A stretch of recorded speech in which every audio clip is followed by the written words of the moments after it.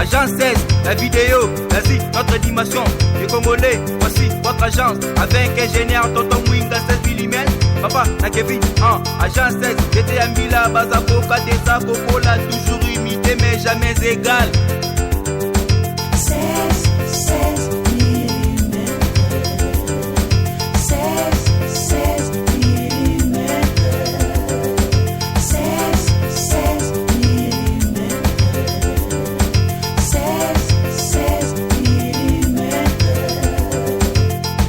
Réalisation, clip vidéo, théâtre et cinéma, publicité, documentaire, magazine, reportage mariage, reportage d'aide et émission.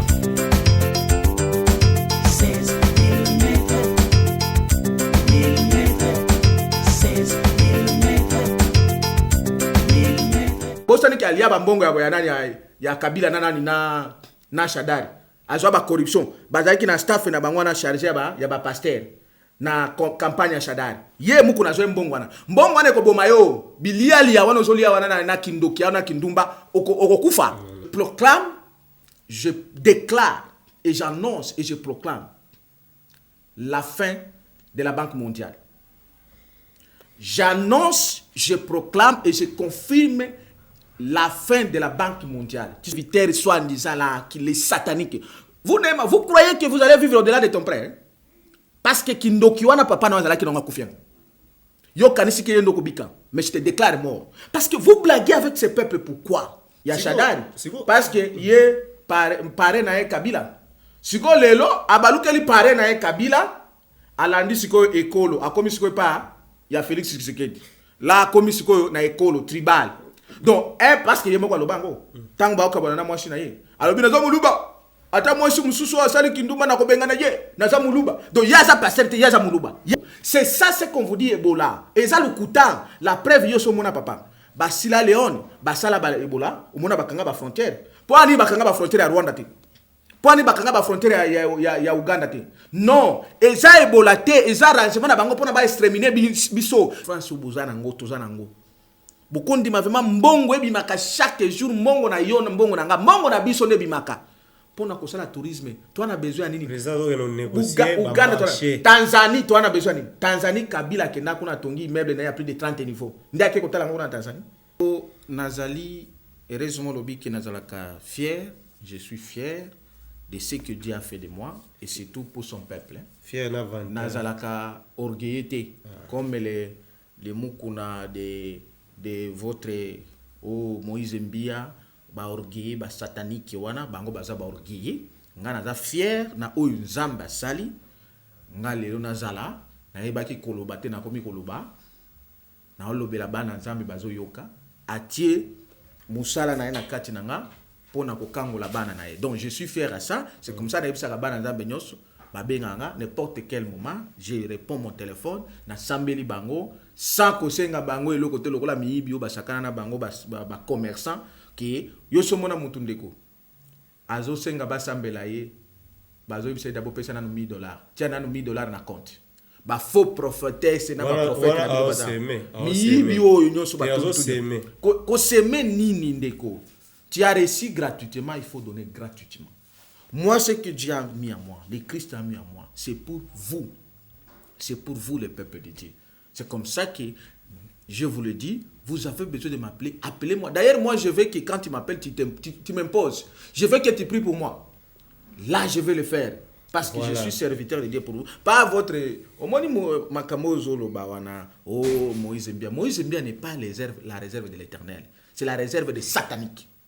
Des occultistes, la réserve des sirènes na Sierra Gege. Yango na bisa Moïse Mbia.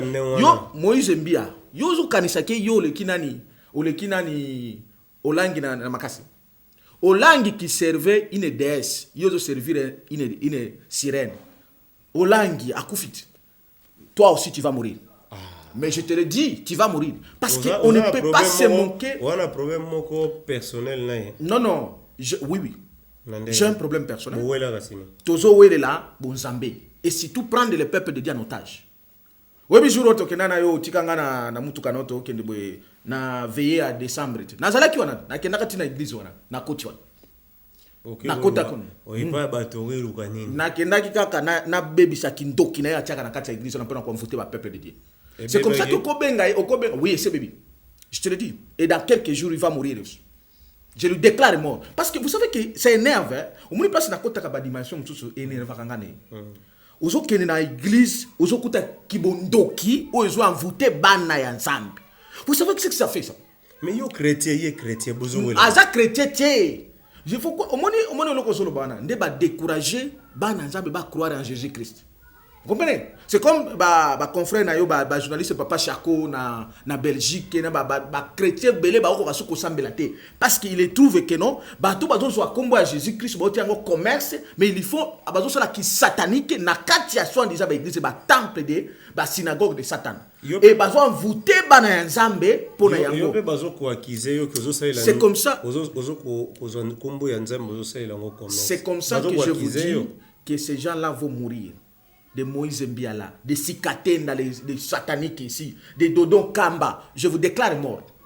Mais je vous dis, na Dodon Kamba, magicien, Azole Kanaer, TNC, ces gens-là vont prier quel pays?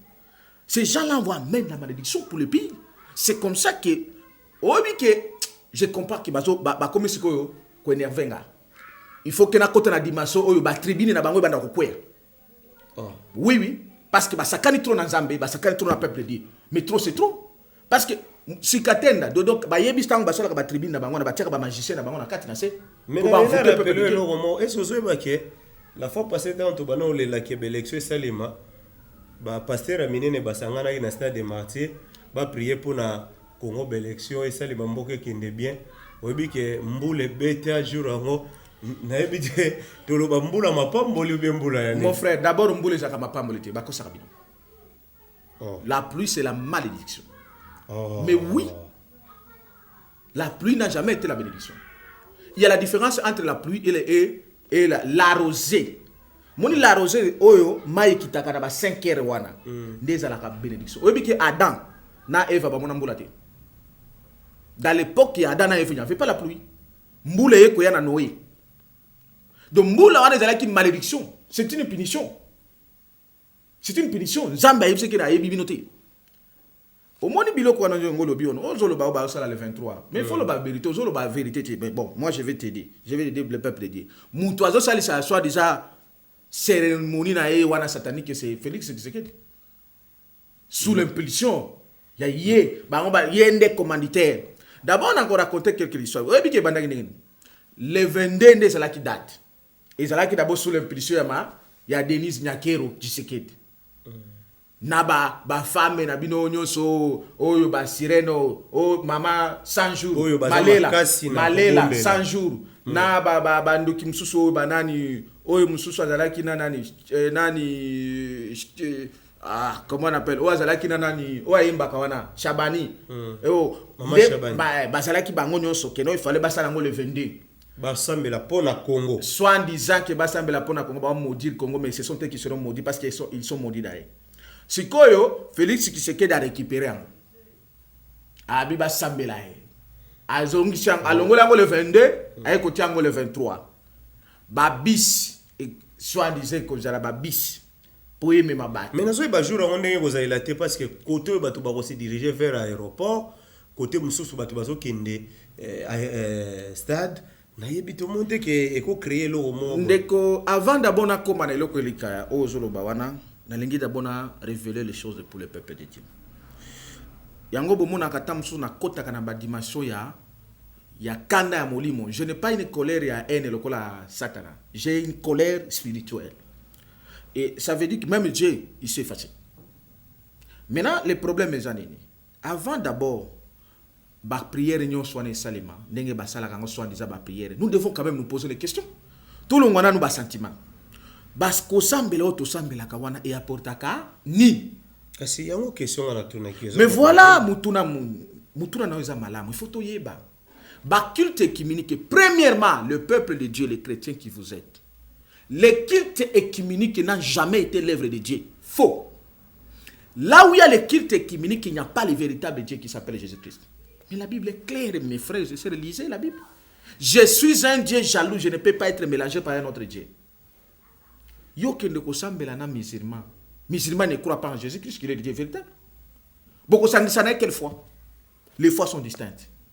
Voyez que le culte là n'a jamais été fait pour la volonté de Dieu. Non, c'est pour leur volonté. Au culte et surtout la corruption, les mensonges. Et ce qui est encore pire, binobo qui n'a pas ignorance, je vous informe que Bakiti on est ça pour le simple dessein de vous envoûter, de vous aveugler. Pour envoûter le peuple de Dieu. Mi balé mi satu basangani na kombo na ye yazana na. Bala na kombo nani? Musulman za na kombo nani? Allah, Mohamed, ngana za na kombo ya Yesu Christ. Son prophète Simon Kimban, Daniel, David, tout ce que tu as na kombo. Au moins que tu sangani ba mutamta na kombo nani? Na kombo na yi. Kombo nani? Kombo ya kolo Yesu Christ. Mais musulman ko za na kombo nani? Ya Allah, Mohamed. Voyez les mensonges. L'objectif à Biloko Nezani, bah envoûter peuple de Dieu, peuple congolais, botika la distraction, vous allez endormir. Il n'y a pas bon zambé na Biloko. Je vais te montrer quelque chose. Ils vous disent que non, ils vont prier pour Félix Tshisekedi, ils vont prier pour la nation. Quelle est la nation qu'ils vont prier pour eux? Ils vont maudire la nation ou quoi?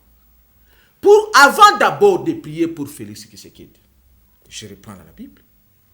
Oh, la Bible vous dit, comme vos pasteurs, beaucoup, les commerçants, les occultistes, ils vous disent, priez pour les autorités. Oui. Priez pour quelles autorités? Avant d'abord de prier pour l'autorité là, la prière doit être faite comment? Mais si l'autorité là n'a pas la même foi que toi, une autorité qui est occultiste, Primakura, franc-maçon, comme Félix Tshisekedi, si quand yo oye au Sambelier, Jésus-Christ, Pambola, ou autorité occultiste. Admettons que Dieu veut exaucer ta prière, mon frère. Azui prière na yo et ce que combien pas Félix Tshisekedi d'écouter franc-maçon, Primakura. Ce que bénédiction est encore tandis. Oh, il vous dit il est un Dieu jaloux, il ne peut pas être mélangé par un autre Dieu. Parce que Félix Tshisekedi doit aller adorer Basatio et un franc-maçon. C'est un autre Dieu de franc-maçon. Un autre Dieu, il y a Primakura. Mais un autre Dieu à Philadelphie. À Philadelphie. Bande de commerçants. Bande de commerçants et malfaiteurs. Ils n'ont jamais dit la vérité. Parce que passer on a son badaki la vérité. Il fallait d'abord bailler Bissa. Première chose. Avant d'aller prier pour lui, dites à lui d'abord, mon frère, quitte l'occultisme, demandez pardon, to sambela yo, au se repentir. C'est alors que on se repentir, alors ce que tu as bénédiction, c'est qu'il y a vraie bénédiction de Dieu entrera sur tout. Parce que la Bible dit ceci, celui qui veut être béni dans son pays ne peut que l'être par le Dieu de la vérité. Et le Dieu de la vérité s'appelle Jésus-Christ. Mais les dieux étrangers, Oyoba Félix Tshisekedi, Kabila, Joseph Banani, Oyo Bande, Yaba Kache, Vital Kamere, Banango, Onyo Sobomona, Batondi Wana. Joseph Kabila aza musulman aza bon soki aza musulman soki alukuta aza mutu acha okite pona ko tsakaka na yebisa ko jour wana nani pasteur il fallait azala engagé c'était avec Joseph Kabila azani na ba clique na ye oba opéra kana c'est faux il est dans l'occultisme soki azali occultiste tane ya ko sala batuluko ba Jean-Marie Kasama ba franc-maçon. Donc, écoutez, c'est là dans bako sakabino. Azana occultiste ya likolo kuto akenabi akena en Égypte. Non, moi je cite les noms, ça m'engage que moi. Je cite que Jean-Marie Kasama c'était un franc-maçon. Joseph Kabila azana occultiste akena pour renforcer en Égypte. C'est le siège il y a magie. La source ya magie banda dans même oui musulman. Oui, est-ce que musulman peut gagner dans ce pays? Nous sommes les musulmans. Nous sommes chrétiens. Ma mère est fille musulmane, je l'ai prié pour elle devenir chrétienne. Parce que ça c'est un pays de chrétiens. C'est un pays de Christ. Et la musulmane, et la chrétienne, il fallait d'abord qu'on leur dise que non, l'ongwana non occultiste. Répands-toi pour qu'on prie pour toi. C'est alors que bako sambelaye. Mais tant que muto bozo que nous sambelaye, azana occultiste ana franc-maçon. Mais bango balobaka. Soit disant ba pasteur nyon sona, ba prophète, nzamba lobelaka bango chaque jour. Est-ce que nzamba la kisi bango te Félix ana occultiste? Nzamba la kisi bango te Jean-Marc Kabuna ana occultiste. Janine Maboum na zone okitise. Jamba la kisi bangote ke bande batunyo so bana okitise. Pourquoi bazo konne ko kosa peuple de Dieu ki ba okende osambe la Congo? Non. Yango na ebisi bino bana nzambe. bokende kutu kolekisa ta na bino kuna te parce que bazokendaka mission na bango ezalaka nini bango nyonso parce que la Bible est claire bato mibale bakotambola ensemble te soki bazoyokana te parce que koto eza bokitiste na bapastere bazoya kosambela bango bango nyonso bokitiste baculte ekiministe non bafaux pasteur soki baya bakretien soki baya baignorant un Christ ne peut pas travailler avec les ignorants bapasteur wana ebele baya bokitiste bamosusu bacorrompi parce qu'il y a des enveloppes qui circulent sur ça ozomona bapesa bango baenveloppe mission na bango eza nini tango enveloppe yeliyo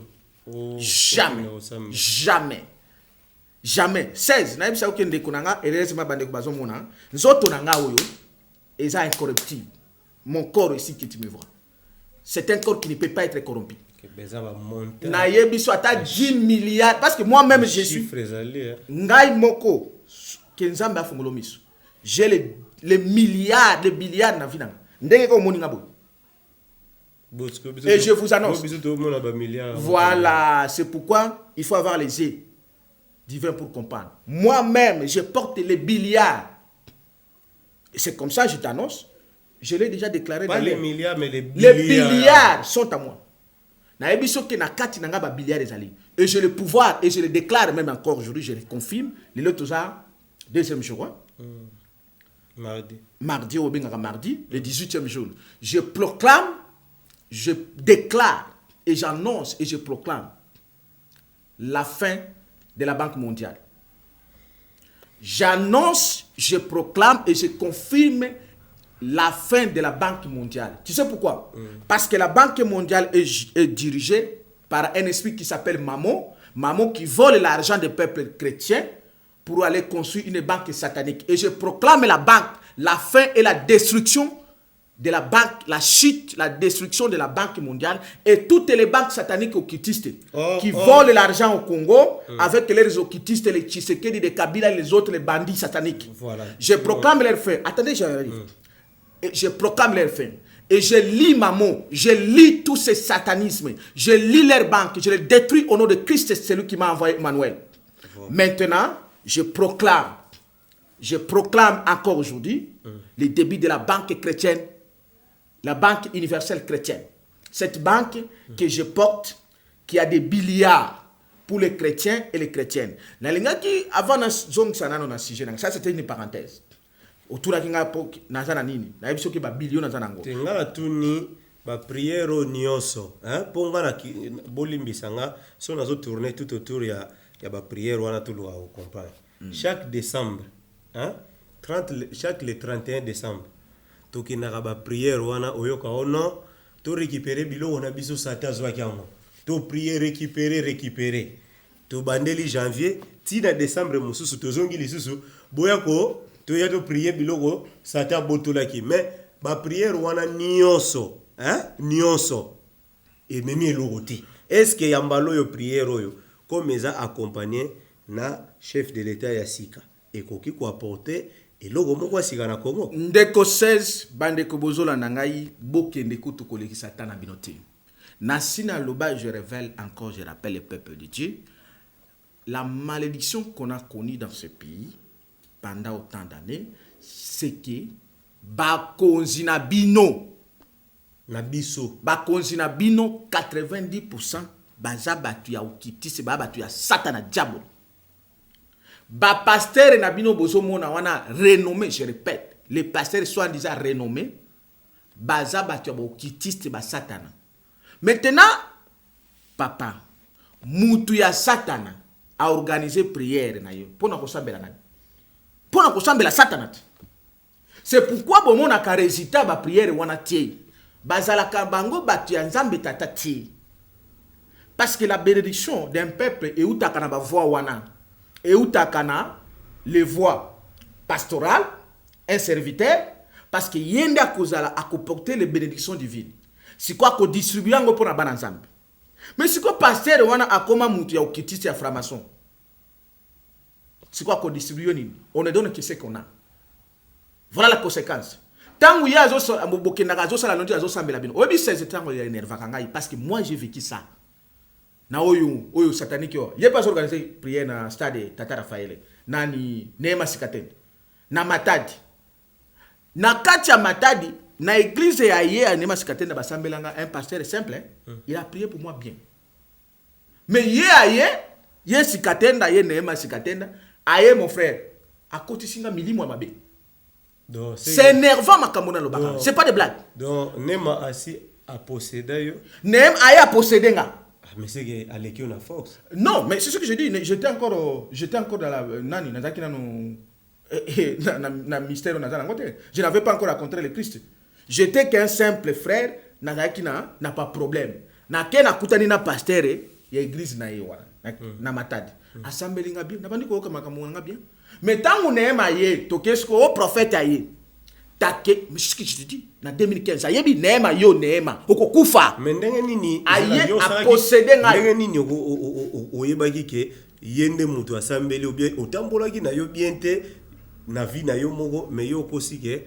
ye mutu asambeli non là j'étais déjà devenu un frère na tambola neloko moko te mabe na ke siko pa ye assemble a posséder nga tinga milimo mabe. Vous pourquoi tant que lobaka j'exprime une certaine colère pour ces faux serviteurs soi-disant là qui les sataniques.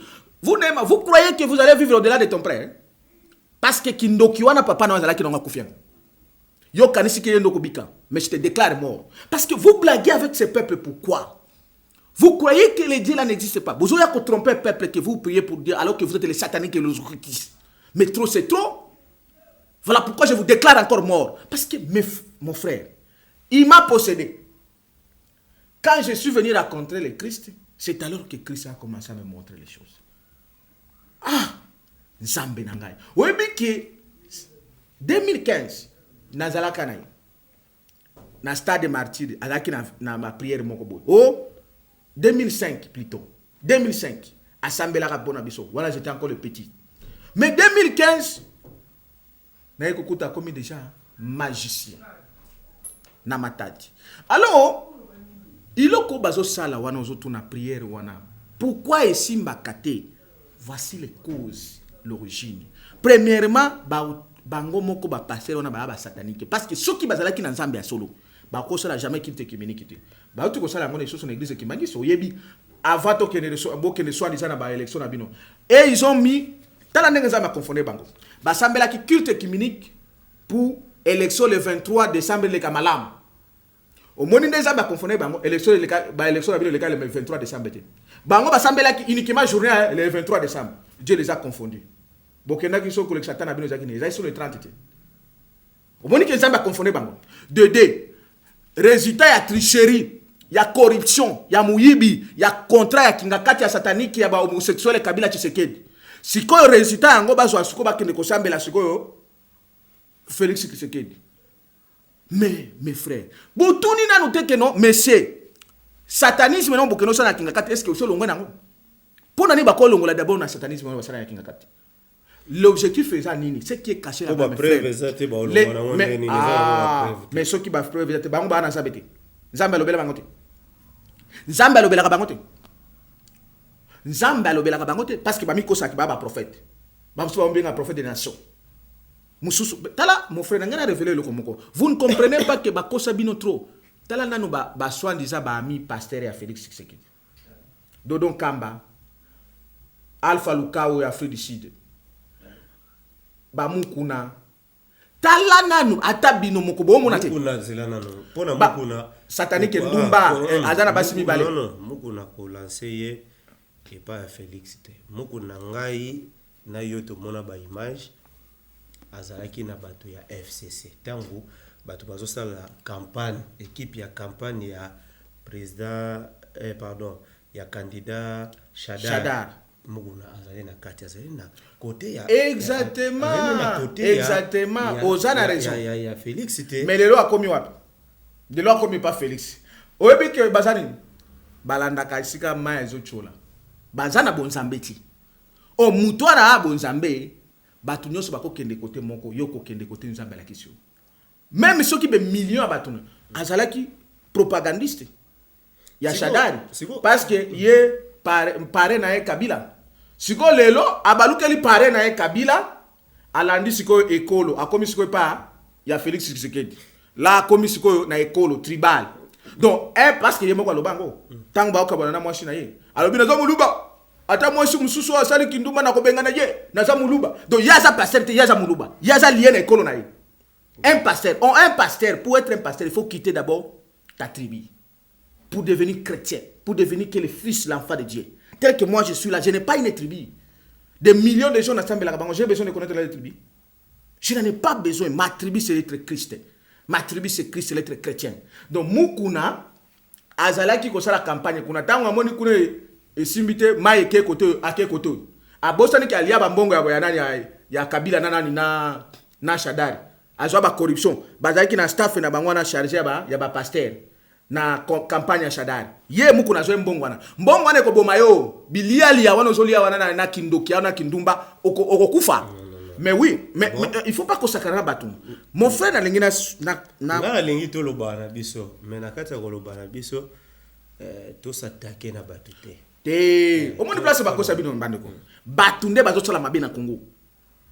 Satana amuna na travers batu. Ndenge Nzambe amisala à travers buntu. À ce temps ici, Dieu se manifeste à travers moi votre frère. Et je suis un juge. Voilà, place moko utaki ko lobolobi ke Banque mondiale ezokufa. Or, Banque mondiale esunga biso na mambo ebele awa nde toza na Congo, même pour financer ba mambo Ebola, ba Banque mondiale esunga biso. Kaka Banque mondiale wana lelo oyo, soki bande wana biso ba africain, ba o bazo kufa na ba mai kuna, bazo traverser océan, bazo kufa ebele. Banque mondiale ezopesa mbongo na ba Croix Rouge, bazonga ya monde ba ko kende ko sunga bato wana balongola ba nzoto wana oye kufi. Banque mondiale ezo sunga ba makambo ebele.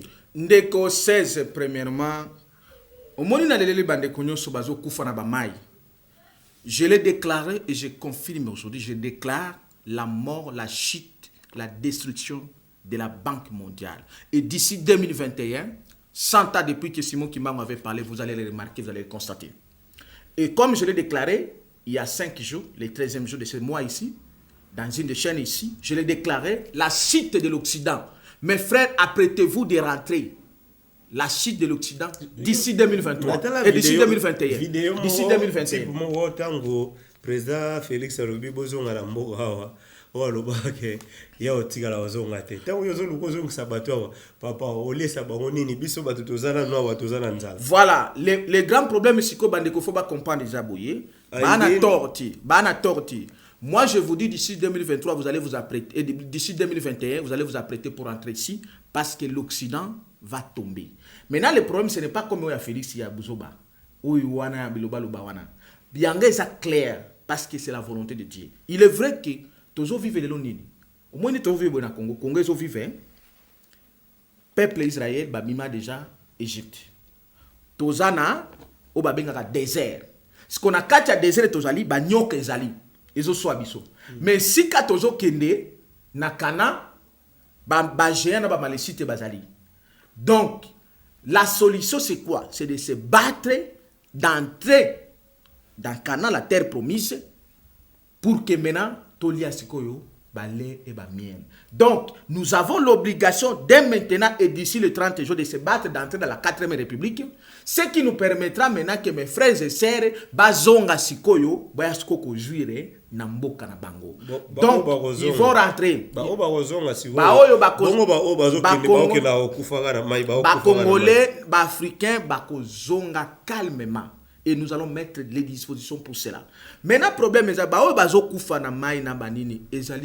mon peuple périt par manque de connaissances. Un peuple sans révélation, c'est un peuple frère. C'est parce que, au moment même de l'église qui m'a dit ça, rendre un peuple vraiment un mauvais souvenir. Parce qu'ils n'ont pas bien enseigné, ils n'ont pas bien donné le message à Simon Kimbangu. Parce que Makamunyo surtout le bana Simon Kimbangu a prophétie na ye. Que ba africain bako kima Afrique pour na ba kende koluka la vie matérielle à l'Occident. Et beaucoup ebele bako kufa bako mona kama ba para na bangote. Voilà ce qui s'accomplit depuis longtemps. Mais l'objectif est de ça la ke bande kwana ba kima kuna parce que ici il y a les occultistes, les satanismes qui vous dirigent, les Tshisekedi, les Kabila, les Tshisekedi, les Sassou, les Kagame, les Ali Bongo, tous ces satanistes-là, c'est ceux-là qui sont à la base et qui travaillent avec le même Occident, avec la fameuse Banque mondiale, qui est une banque satanique, pour détruire les peuples africains, les peuples congolais, afin que lorsque les Africains fuient là-bas, bazo kufande ba kufa wana, ils ont déjà sacrifié makila wana qui ne soutenir kina bango. Ce n'est pas que ba yes qu'on a non, il n'y a pas les accidents, c'est des sacrifices sataniques. Les accidents là se créent dans le monde des ténèbres, mon frère. C'est comme basala bino na Congo, ba nosage de Salemawan. Ozolo ba makamba ba Ebola. Mon frère, je dis au peuple de Dieu, au peuple congolais, l'Ebola n'est pas une maladie qui existe au Congo, tel qu'on vous dit, c'est faux. C'est une organisation satanique qui va au Salana Est. On est en train de nous tuer inutilement.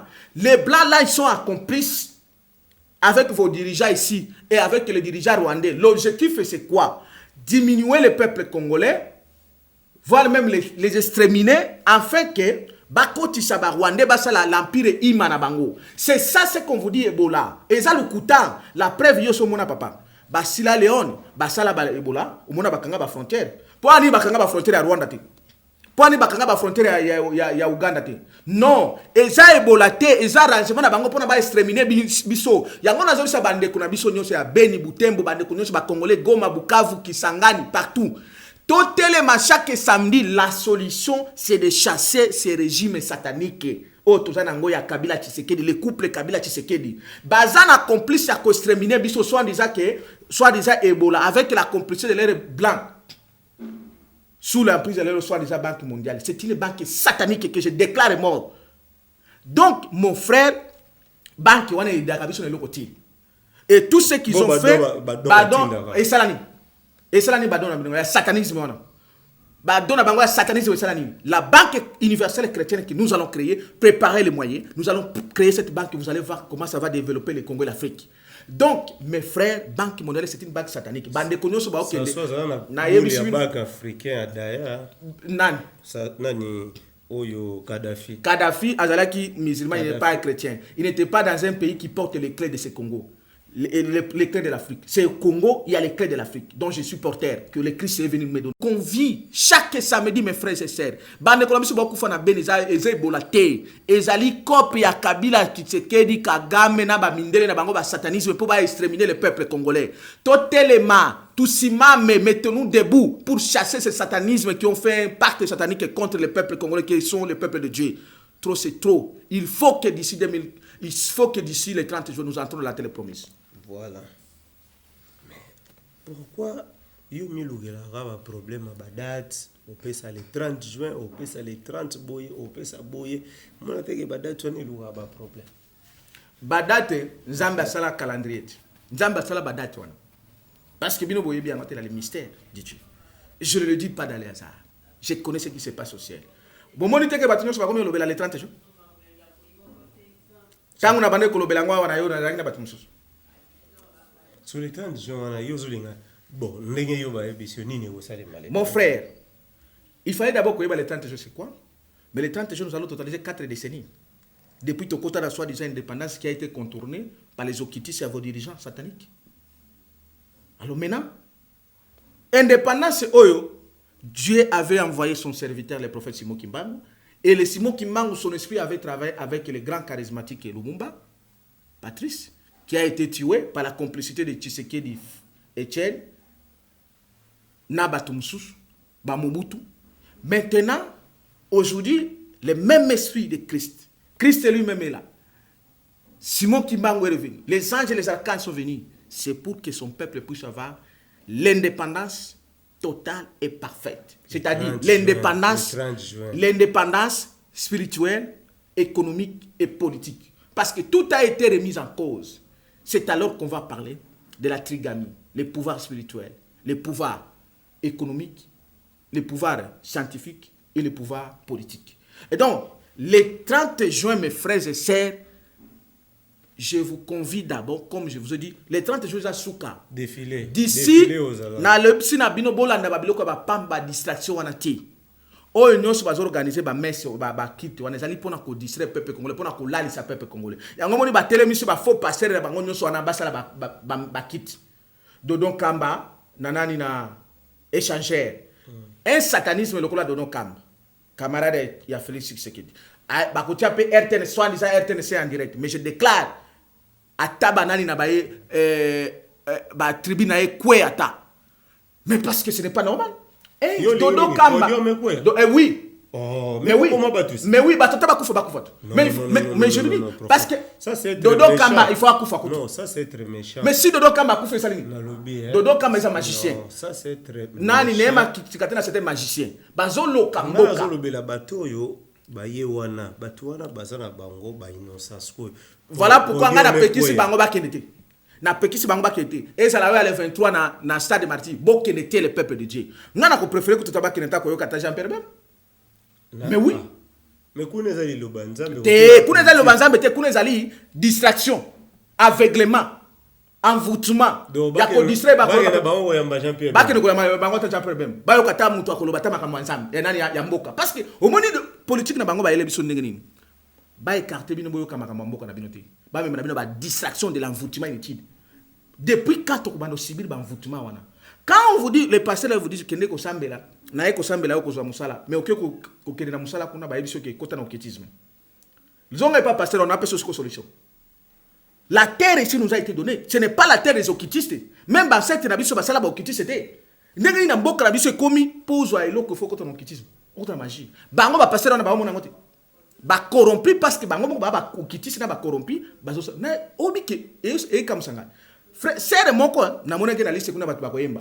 Mais tozalaki na ye mukolo Tshisekedi Félix akenda ko fuka mela cercle papa na Belgique. Alors bah non, tokoza na président boité nous les chrétiens. Mais na moni c'est wana pour des raisons ya enveloppe, azape na liste kuna koyemba. Tozomona ke ndepeka to bangela. Tozomona ke tozobangela pe yo na raison enveloppe okende. Moi je suis pas dans les bêtises comme ça. Et je dis à la scène là, elle est journaliste comme vous d'ailleurs. Elle est journaliste. C'est wana elle m'a journaliste. Donc la bino. Donc na banga bon, na boyka bon tanga peut-être pour des raisons autres. Donc le problème est ali baoba okende kuna baraka na bite. Okitis parce que bossa na bandoki na bango bandoki na ba corrompi. Bazo kende ko aveugler. Bande ko bokende ko likisa tate na soit disant ba kilti wana et ko apporter le côté et apporter capé le côté. Ezali na mission ko aveugler bino ko envoûter bino.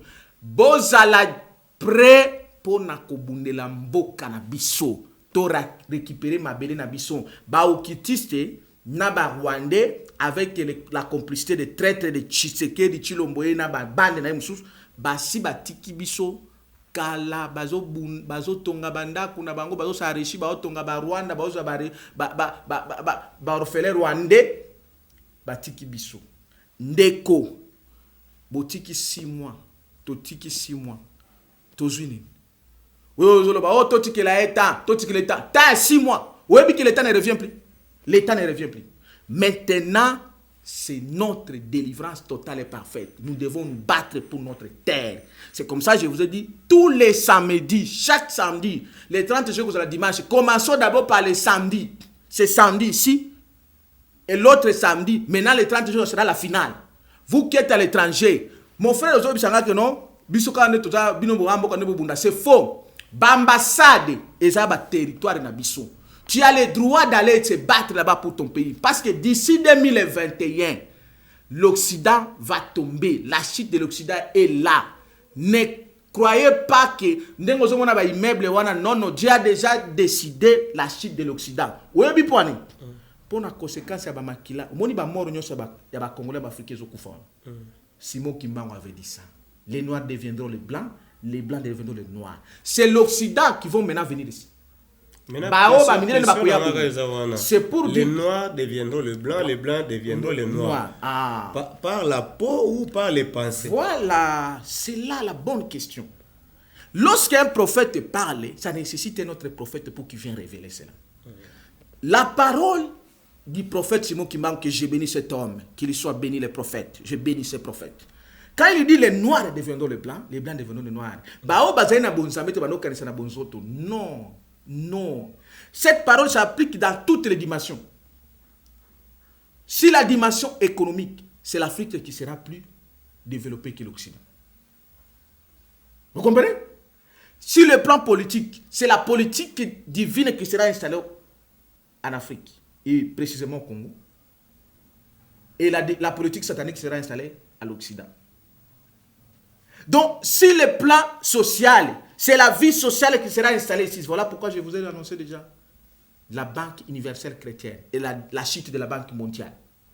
Donc, Ezali Bonzo Totier, si le plan spirituel, les Blancs vous ont semblé nous, vous prêchez la parole.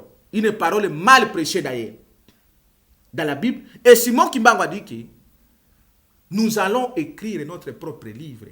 Les gens comprennent aujourd'hui, je dois expliquer cette révélation-là. Lorsque Simon Kimbangu dit que nous allons écrire notre propre livre, ce n'est pas que Simon Kimbangu a rejeté la Bible, non. Parce que la Bible ici, ce n'est pas d'abord un livre. La Bible vient du mot bibliothèque. La Bible contient plusieurs livres. Vous comprenez l'origine de la Bible? Il y a les livres de Daniel, il y a les livres d'Ésaïe, il y a les livres de mon ami Habakkuk. C'est comme ça que je dis, avec des pouvoirs qui m'a été donné. Oui, mon ami et frère Habakkuk, Daniel est mon ami, mon frère. Parce que ne soyez pas surpris que demain, qu'on ait écrit aussi les livres de Daniel, les livres de Simon Kimbangu, les livres de Benjamin, qu'on peut annexer dans la Bible. Parce que la Bible, c'est une bibliothèque. On appelle bibliothèque que c'est l'ensemble des livres. Vous comprenez? Quand Simon Kimbangu dit on créa l'autre peuple, c'est comme ça, quand je marche avec les livres de Simon Kimbangu, je détiens la parole que Dieu avait parlé à travers les prophètes. Mais ces paroles aussi peuvent être annexées dans la Bible, parce que la Bible, ça signifie bibliothèque. Au moins, si on a une bibliothèque, on a un livre de. C'est ça la Bible. Cela n'a pas dit que non, Simon Kimbangu a rejeté la Bible. Non, non. Il a démontré ceci que non, nous allons préparer, nous allons prononcer les paroles de Dieu qui vont nous concerner, nous les Africains, les peuples noirs. Mais ces paroles-là seront écrites aussi dans un livre. Comme il y a les livres de Daniel, il y a les livres d'Habakkuk. Donc, la Bible reste là en tant que bibliothèque. C'est comme ça que je me ressource de la Bible. Parce que c'est une bibliothèque. Et d'autres écrits que le Christ lui-même a amenés peuvent être aussi annexés. C'est comme ça que nous pouvons même corriger la Bible. Parce qu'il y a aussi les erreurs dans la Bible. Donc, la parole, les noirs deviendront noirs et deviendront les blancs deviendront... Ça n'a jamais été dans la chair. Non. C'est la considération spirituelle d'abord, économique et scientifique. Surtout à 3 niveaux-là. Parce que les noirs deviendront plus intelligents que les blancs. Comme moi, je suis plus intelligent que tous les blancs. Ah bon? Oui, je suis plus intelligent que... Parce que mon toit homosexuel, c'est un idiot. Mon toit c'est un idiot. Et malheureusement, avec vos politiciens qui sont les Okiti, c'est l'homosexuel, ce sont les idiots utiles. On les appelle les idiots utiles. Ils n'ont jamais été intelligents. Quelqu'un a chanté. Être intelligent, c'est celui qui a la crainte de Dieu. Je suis l'homme le plus intelligent dans ce temps ici. Voilà. Merci, prophète Benjamin Kawanga. Nayo tokenda no malembe. Na émission yo na robe na uzambangu te. Na uza vraiment malembe. Tozongi siko na kati ya mboka pour to naviguer un peu partout. Tozongi siko na kati ya mboka. Cour constitutionnel oyo uti ko invalider ba député à la Muka. Balobi ba siéger batala. Il paraîtrait que ça berer matériel et salemaki. Si oyo bare oyo ya cour eza inattaquable. Ekoti ba erreur ndengeni. Ndeko na biso, ndeko na ngai ba congolais ba congolaise boyo kandenge nzamba zolobela bino. Ke nzamba za la kasusu a considérer ka lisusu batu wana ti, a considérer ka susu ba institution na bino wana ti. Eloko liboso bokoyeba soki nzamba za la kasuna mutu ti. Alongola ka mutona mayeli. Mutona za kozala suna mayeli ti. Ndenge bomona ba Kabila, ba Tshisekedi, ba cour constitutionnelle na bino, ba Nanga, ba Basingisi, bazala kasuna mayeli te. Parce que nzamba ya suna bango te, na ba institution na bango nyonso Dieu n'est plus là-bas. Alors, bango moko bazoyeb sabino. Erreur matérielle, quelle erreur matérielle? Juridiquement parlant, quand on parle d'erreur matérielle, on voit peut-être il y avait erreur à Kombo, ne ba ya ko corriger. Kombo nanga frère Benjamin Kawanga Mukandila, mtusu akoti ata mtusu Benjamin Kawanga, abandi Benjamin Mukandila Kawanga. Il y a déjà erreur matérielle qui a été fait par la frappe. Mtusu ta mtusu akozwa abakisi Kombo na yo 16 mm. Oliatia Benjamin Kawanga Mukandila tie Mwinga. Donc des erreurs matérielles yangwana. Mais le kola baza bato yo corruption c'est le cas qui bango. Corruption, bazana makila ya corruption, makila ki satanisme. Bazo sala nyonso. Et puis bale eloko bato mona bato yebele bato nanga basini bo mona basini te. Tant on a vu ça bino que Kabila c'était un pharaon, bino mo comprendre. Kabila kotika ka iloko te. Parce que ça mutema neza endurci chaque jour. Azwa qui déjà soit déjà majorité na NFCC. Mais à l'andi sous soit vous ne comprenez pas. Bino ba Moïse Katumbi bino mokena yo bo soutenir Félix Tshisekedi. Bon. Sikoyo ye Félix Tshisekedi soka zaki président ndenge nini ya yeba kiteke ba ko invalider ba député na bino. Ya yeba ite ndeko na biso edini. Yende ko biso edini na yebike Moïse yeba ke loko wana te malgré azokota na distraction. Ah, o moni ke ba yebi intelligence. Te mukota na distraction za edini. Zela na Moïse Katumbi. Yango na biso ke boye, problème ezali boye. Bandeko ba député bino oyo boza ba député na lebi bolala na ba distraction wana te. Eloko balingi basala wana nini? Na complicité ya Tshisekedi na Kabila balali Sabino. Ozomona? Ba Sabino ke non, bobanda kozela toko regret yango erreur matériel pona bosa nini botomboka te. Ba élection nyonso wana bomona na yebisa kibino eza nile. Dieu a déjà organisé ses propres élections. Vous qui êtes élus, vous êtes les élus de Dieu. Pas ba nomination na bino wana. Po banda kosala ke oyebi alobaki nini Luamba. Il faut passer la requête pour voir ça nini ko corriger. Au moment là on va vous amener. Au moment là on va vous amener. Moi je dis il ne faut pas aller perdre le temps sur ça. Il ne faut jamais aller perdre le temps sur ça. Au moment de konabiso Martin Fayulu. So kia ke na ba makamba ba cour constitutionnel ba ngwana ageno lekisa bangota. So eza inga. Anga ke na babilo konate. Ouais ba conseiller na yebi ba avocat ebele baza na Congo pe ba légal peu légitime. Non, c'est pas moyen légitime là-bas. La légitimité vient d'abord de Dieu et vient du peuple. Après dit ça descend pas. La légitimité ne vient pas là-bas. Ça c'est une mascarade des Kabila. C'est une organisation de Kabila. Même ye Félix Azo que ne goyamba ba président pour construire. Bango moko ba yebi ke bango moko ba salaka même buzo ba pona ye. Siko ba ko sala ningi nipo. Ils ont mascarade au Félix Ayambi bango, balobi a erreur matériel. Ye mok bango moko conscience ya Félix Ayebite. Na conscience ya Luamba Ayebite ke ba Ayebite ba. Attention to angle wana. To ke na angle wana po ba te belé ba. Baba na ko bo ba na erreur matériel pas Félix. Non, ngara lina na moniso lo moko. Ti boloba ke ba lekisa ki président Félix ko lekisa. Siko yo ngana zo na bino. Président Félix azalaki président CNT. Azalaki ni influent na kati ya seni wana. Soki bino moko obo salaki na seni, eza lokola nga na vande na nga na ndako. Bo proclamer nga président, yanga ni na kati wana. Papa, nana yebso ki afanda na ndako ba proclamer président. C'est le résultat qui nga kati. Date il fallait pas publier résultat wana avec l'élection isalama kité. Parce qu'il fallait pas que négocier na kinga kati. Pacte ya kinga kati ne salaki ba proclamer. Ayeba ki déjà non, kinga kati ne bimisa ki déjà makambo. Nanga yebi na basengezi wana wazolo ba démissionner tala o démissionner soko lobi vérité to kokufa parce que Congo yo basakana na ngoti soko démissionner lo ba vérité pourquoi démissionner basingisa zolo ba démissionner malo ba vérité a démissionner point a yebi vérité ba démissionner kaka po okoya koloba ka réseau démissionner non il faut le ba réseau non en tout cas na servir mboka na ngai très bien lukuta a servir mboka nzoto na ngai zo simba lisusu te na tigi na papa basengezi a servir mboka na moyibi na corruption na muyibi na bango il faut aller la vérité qui n'a démissionné buzobo to sali et le kebele cour constitutionnel ko sala quelle erreur ba ko corriger quelle erreur matérielle bande ko nyonso botika ko perdre de temps que bo attendre na biloko anati balingi ba lali sabino po bo sala oyo modor yo ba pesa ki bino pa chef na bino le frère Martin Fayulu bosala ngote alors il faut bala lisabino bo banda kozela tam susu soki na sali manifestation boye bako invalider nga donc ba komi ko jouer bino lokola ba bébé que vina bino eza susu peuple te et komi bango ndenge bako sala makam na bango Chéribin okende azala ki victime ba policier ba betaki na ba marche là mais na lobby boye parce que yango na lobby qu'il faut qu'on mette fin à ça c'est la révolution divine et populaire.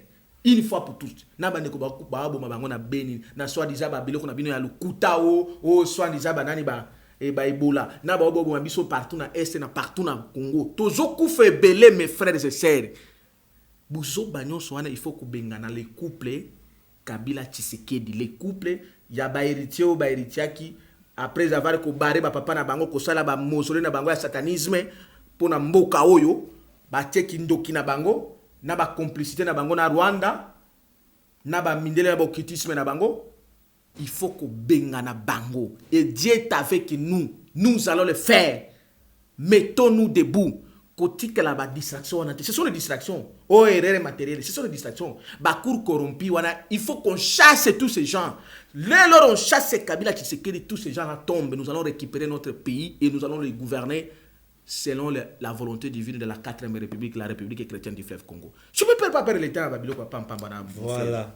Si vous mais là, moi, c'est pour énergie aux autres, ça y est, type, moi, bien, tout mais évangéliste tia loba ande wana nani aza simanae donc qui est derrière toi bon chaque fois tout le monde a mutu mususu akoza la zui parole la télémeli batu bo bébé na simanae aza na jomo boye wazo tinda est-ce que ça na politicien moko te batami sima wazo financer yo biloba boye sala bo ndeko je comprends. Naebi que tout tellement que bafanda qui trop dans un pays satanisme qui satanisme comment qui est belé corruption comment est belé ba pasteur bandoki est belé donc baza sous na ta kondi melanzambe vraiment ti ils ont créé maintenant le système là parce que le système maintenant c'est le système de corruption ozo mo toko mutu moko azo sala boye il faut ça mutu moko corrompaka pour atteindre la bon ou a corrompaka non moi j'ai un seul Nazara Moutout. Vous avez Moutout dans Nazaré. Politicien. Jésus-Christ Emmanuel. Vous avez dit que Jésus pas Zara Moutout. Nazara Moutout. Le Christ est Moutout. Aza au Congo. Le Christ est ici au Congo. C'est un nom. Alors, donc, yende Moutou salaki. Oui, ceux qui vont lui bâtir un bon, oui, bâtir un bon, il me donne. Mon Dieu là. Jésus-Christ là me donne l'argent. Parce que la Bible me dit ceci, l'or et l'argent appartiennent à lui. C'est comme ça que je vous ai dit, nous allons construire notre banque universelle chrétienne. Ses enfants, ses fils, ses filles, ils m'envoient, ils me vêtus, ils me donnent l'argent. Bana na ye, bana nzambe tata. Oyo bazaba tu ya makila Congo, batinde la nganga mbongo. Et ba pambwama, et ba ko pambwama lisusu. Qu'ils soient bénis tous ceux qui bénissent leurs frères. Et ils seront encore bénis. Et vous qui pensez à le faire, faites-le. Vous serez encore plus bénis parce que je détiens la richesse dans moi. Voilà. Donc, les politiciens, mon côté, à cause soutenir Nangazati. Qui va solliciter. Parce que là, d'abord, 90% va bokitiste. So, bah, yé pas Nangana, c'est pas l'ongwana bokitiste. Bon, arrivé à Jean-Pierre Bemba, Martin Fayoul, alobi, faut qu'il y ait vraiment Jean-Pierre Bemba, yé moko na aéroport Angile, yé koyamba Jean-Pierre Bemba. Mais pour la Moïse Katumbi, tout le monde qui a salé à monter, il y a Moïse. Mais au moment où que bango moko bazolinga, yemo bazopesa tout le monde ordre que batuba marché batelema. Mais na kati na bango moko déjà. Boyoka nyezate boko sauver comment moko la forme wana. Ezali ba makambo la muka na sina ebisa yoki na kati la muka na yebiki ya di valeur. Problème ezali makambo ya révolution à Congo itali makambo ko kabana. Je t'ai déjà dit que non, Dieu n'a pas choisi pour diriger ce pays à travers ni la Mouka, à travers ni KFCC. Non. Mais là-dedans, il y a des valeurs, telles que dans la Mouka, il y a des valeurs, telles que Martin Fayoul, c'est une valeur, Jean-Pierre Bemba, c'est une valeur, et d'autres. La FCCP va valeur basali, la FCC. Oui, ils ont valeur déjà dans Kati. Ils ont obino monate, mais les bébés sataniques ne baza. Et le golo banani nani Alexis Tambuma satanique ne valeur. Le golo banani nani oyo matata ponyo ne valeur. Non, ba satanique ne baza tondi. Mais ils ont valeur déjà dans Kati kuna bombani obino boko batengane na ibi. Ngakuto na ko lingata kuna na zwata nani ndeko na biso oyo nani na boso na zakamunene alobaka wana. Ouazaka Congo central wana nani. Ouais, munene boye. Bon, ça va natiki babilo. Alors, na loba boye. Écoutez. Poela. Patrick Poela, il y a ça kana FCC. Ah, comment FCC? Non, là celui-là je le connais, c'est un homme. Alors, nani Martin Fayoul la liberté de penser, il dit que ne soit aucun de Jean-Pierre Bemba, c'est qu'il y a ba valeur, ne c'est pas Jean-Pierre Bemba. Ou c'est pas Moïse Katumbi, il le connaît. Donc il est libre de faire son choix. Parce qu'il connaît les valeurs qui se trouvent chez Jean-Pierre Bemba, qui ces valeurs ne sont pas chez Moïse Katumbi. Parce que moi, je que Moïse Katumbi, c'est du blanc, bonnet blanc. Je n'ai même pas le temps de perdre ça. Maintenant, le problème, c'est qu'il y a quoi empêcher, quelle que soit division, il y a FCC, division, il y a la Mouka. Il y a quoi empêcher la révolution divine et popularité. Parce que la révolution divine est l'œuvre de Dieu et de son peuple. Et Dieu est représenté à travers moi, votre frère. C'est comme ça que j'ai toujours dit. C'est lui qui est le vrai Congolais, il se retrouve dans ce que je dis. C'est lui qui est le vrai Africain, il se retrouve dans ce que je dis. Donc, quelle que soit leur division, quoi que ce soit, la révolution divine doit se tenir et doit avoir lieu impérativement, obligatoirement. Parce que Dieu est au contrôle de tout. S'il y a les gens qui vont mourir, ils vont mourir pour que ce peuple soit délivré. D'ici les 30 jours. Ça, je le dis et je signe. Parce que ce peuple ne peut plus rester comme ça dans l'esclavagisme. Oh, Simon Kimbango Alobakiango. Bao nyonso bakolinga ko enfoncer peuple eux dans l'esclavagisme. Ils subiront la force divine. Ça y est dans la prophétie Simon Kimbango. Parce que bao nyonso ba occultisme wana. Bao nyonso ba koti ba traite ba pacte na bango na satanique mais Kabila Tshisekedi na Kagame na ba mindela bango ba na ba satanisme wana. Bazolinga peuple ça nini? Etika kana. Na ba faux pasteur bango ba okelo sala ba kilte na bango ya ko faire endormir le peuple. Ils veulent que le peuple congolais etika kana l'esclavagisme. Mais je vous jure, vous là, vous allez subir la force divine dans ce pays. Parce que Dieu te contrôle de tout. Le Christ te contrôle de tout. Emmanuel te contrôle de tout. L'Éternel des armées descendit avec ses armées. Vous allez subir. Je vous ai toujours dit, mon frère, une petite parenthèse. Tant que nous avons les Congolais, j'ai suivi un frère, Congo. Ozondima Congo bilete okokufa na Congo lokola nani ale moloto akufa tala ndekwana siko ndekwana azolo belanga na okufa lokola ale moloto mais amoni prophétia ya mundele moko bishop Claudio abandi ko commenter ango azo féliciter ango o bishop na lobaki batu ba se repentir. N'est-ce pas que dans votre micro na sina loba tout fois batu ba se repentir na pesa ti verset Ézéchiel 33 na tanga ngo chaque fois parce que zanga ndekwana zoloba na kokufa lokola alo moloto yo ozana mukungubila bozoloba ngana kufa lokola alo moloto ngana kokufa lokola alo moloto te c'est fou bazo kosa bino bokosa batu na Afrique d'ici de Keboye ko délivrer Congo olia sepela ki akuti muto oyo nzamba ressuscité atomboli muto azo ko libérer Congo ya zoloba ngana kokufa lokola alo moloto mais oya mundele azolandango mais oui ndekwana bishop Claudio ya mundele alobi ba prophétie il y a quelque chose de bon là-dessus. Mais cela ne dit pas que, attends même pas na 10% c'est que moi je suis. Parce que ça mundele, ndekwana zo monango normal. Mais nga, ndekwana ndekona bino, bon monango blague. Quelle ignorance, mon peuple périt par manque de connaissances. Voilà. Tomina souka pratiquement na souka ya émission na biso. Président azosa la tournée Afrique, azotambola na plus ou moins 7 pays. Atambola na ba pays à négocier pays oyo faut ezala na biso bien biso to na logo to ko fournir bango bazui biso pe so to zangi logo to zo pa na bango o eza idée moko ya kitoko azozonga Kinshasa le 8 pona et le 28 plutôt pona fête ya le 30 juin.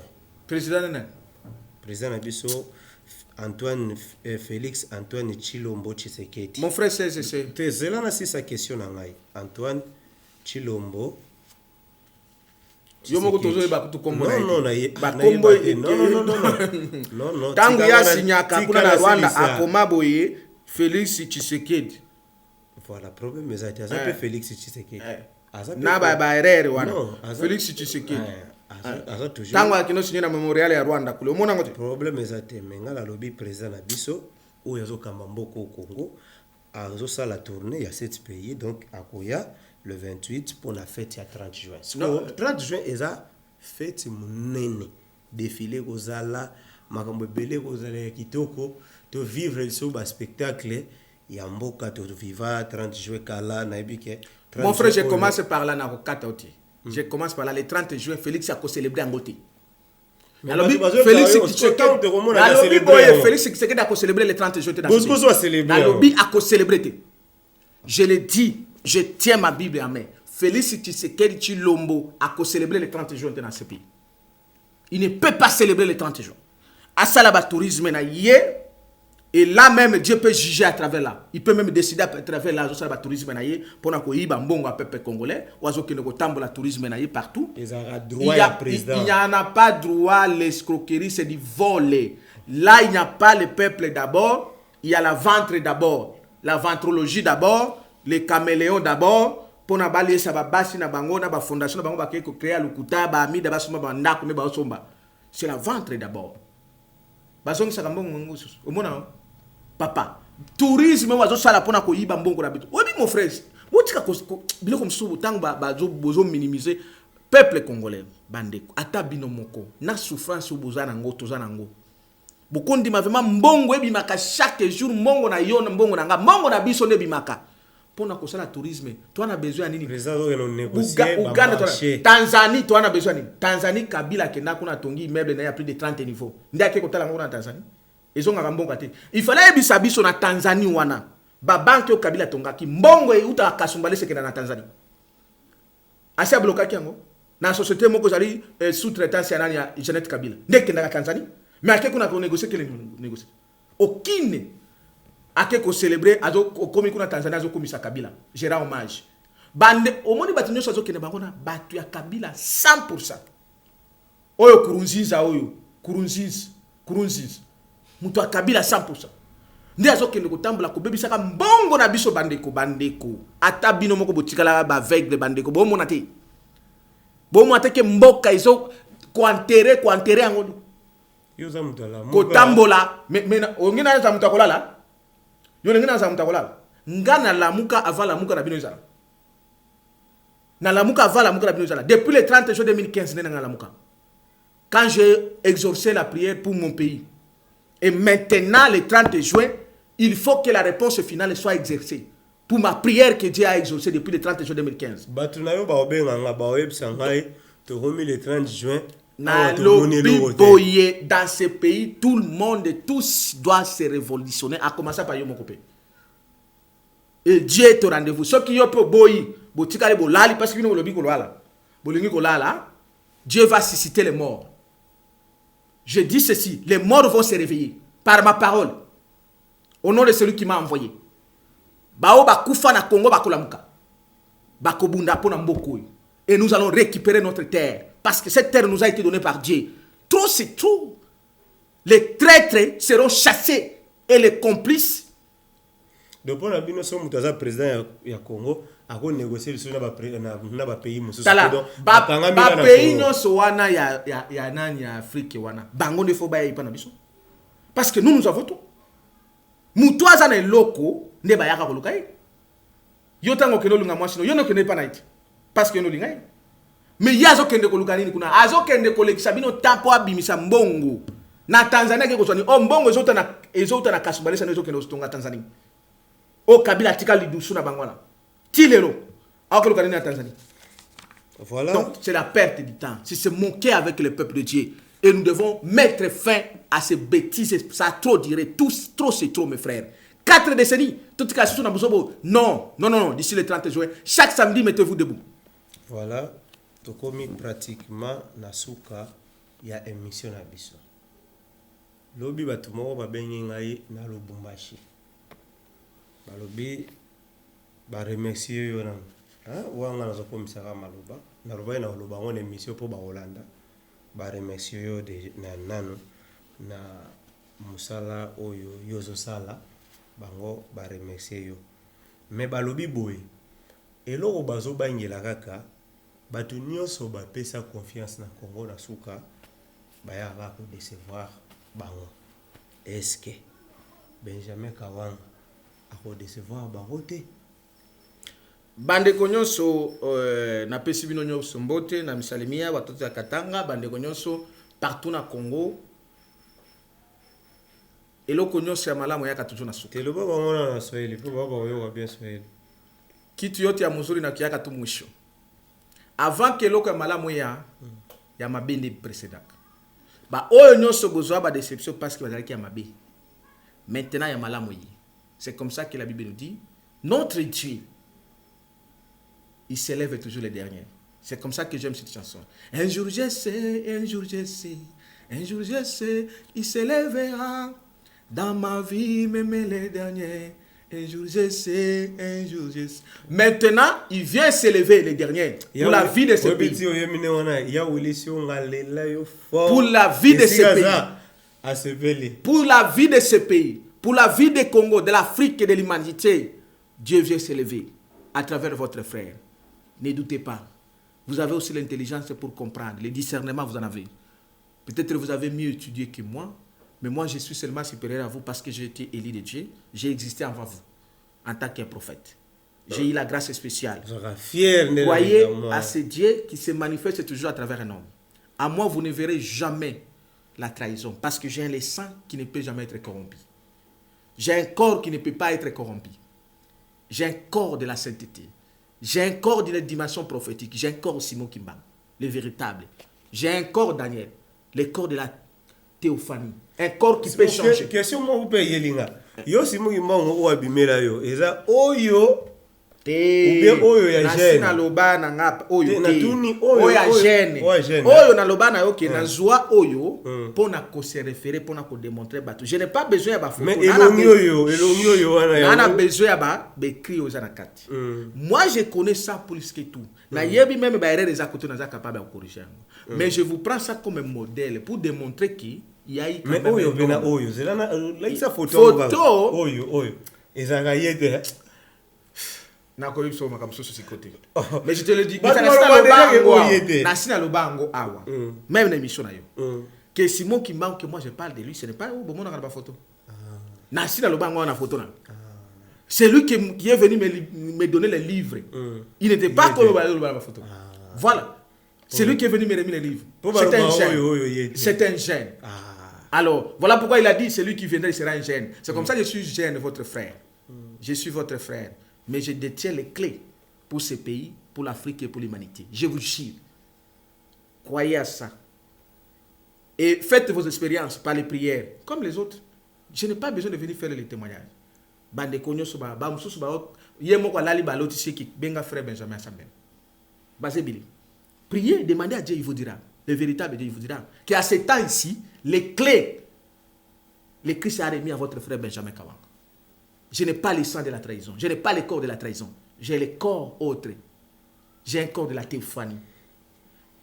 Que le Christ vous bénisse. Prenez mes numéros. Appelez-moi aussi. Demandez. Je suis dispo à tout moment. Si vous m'appelez, moi, je suis sur téléphone. Oui. Oui. Baza beme belete babele bakima na bango bakima ba menace ndenga nazo. Nazo ba menace bato ba menace basuka mingi na ba message. Ba tina ba menace ba message ba biloko wana. Mais yo message ngasko za la menace à téléphone point. Wana kasi ba perete. Ba bangi ba ebike ce que nous faisons c'est la vérité. Ba yeba kana mutema na bango. Même so ba kolobate. Au moins babele basuka azo commenter ba bandi ko finga yo. Mais po benga wa ko benga ngate parce que yebike mutu makamazolo beza so.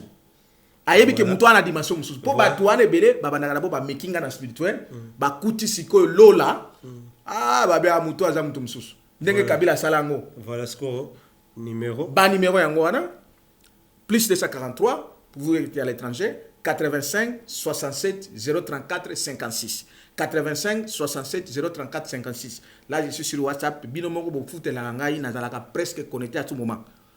Donc presque chaque moment à part ka ba ere na kolala. Benga, ko bipete o ko tinda message te. Benga, je suis là pour vous. Je dois prier pour vous. Il y a des choses que Dieu a mis à moi ici, dans ma vie, dans mon corps que vous voyez ici. Ces choses-là sont pour vous. Je vais vous transmettre ça par travers la prière. N'ayez pas peur, je suis votre frère. Je suis humble, je suis votre frère. Boko benga pena 81 97 047 56 et 05 plutôt. 81 97 047 05. Wana boko benga pe nako yambango appel normal na Vodacom.